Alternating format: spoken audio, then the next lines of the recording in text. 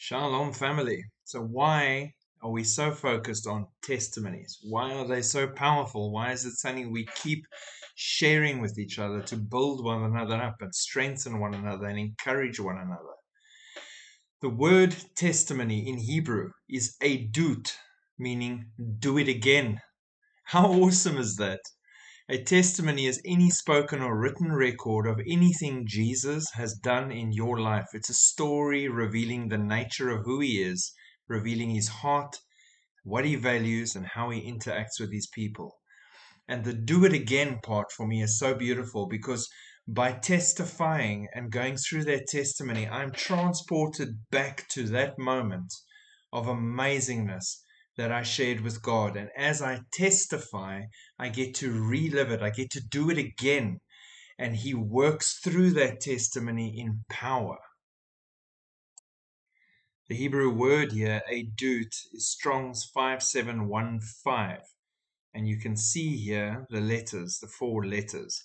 And these letters, if you break them down completely, it basically is telling you, it's granting you insight on the first letter and perception, understanding to the door and pathway, and then securing and establishing or connecting the story with the covenant or the cross or the truth, and it can be a sign. So it's really beautifully laid out in the testimony and how that works as well. You're going to perceive the door that opened for me, that established me with the covenant and the truth of Jesus Christ. Adut. And now, living in the end times, book of Revelation, where we're spending a lot of time along with Daniel and so forth, this is a beautiful way to just show you the power of the testimony in the grand scheme of things. Now, if we look at Revelation 12 and we drop down to verse 11, Satan is being thrown out of heaven. And they overcame him by the blood of the Lamb and by the word of their testimony. And they did not love their lives to the death. Therefore rejoice, O heavens, and you who dwell in them. Woe to the inhabitants of the earth and the sea, for the devil has come down to you, having great wrath, because he knows he has a short time. And the important thing here is they warred against him, and only 2 things were powerful enough. Number 1, the blood of the Lamb. Nothing is more powerful. And secondary to that, the word of their testimony. And they did not love their lives to the death.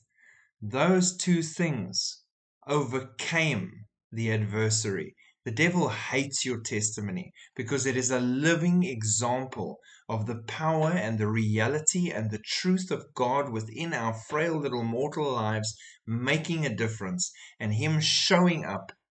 And we testify and we encourage others with those testimonies that they seek him first and draw nearer to him. And therein lies the power as we snatch back those that he is trying to pull into darkness. So testify, no matter how small you think your testimony is, no matter how insignificant you think it is. Nothing is insignificant to God. Every tiny little testimony, every moment that you have with God is special, important, and powerful. I still have many testimonies I want to share in the days ahead, and I will do them randomly, but even something as silly as I went and watched a movie with God, and only me and him were in that entire movie theater, and we had fellowship throughout that movie, talking about what we were watching, which at that stage was the Prince of Egypt. And it's something insignificant, it's something small, but to me, it was such an amazing time of intimacy and communion with God alone. And it just built me up.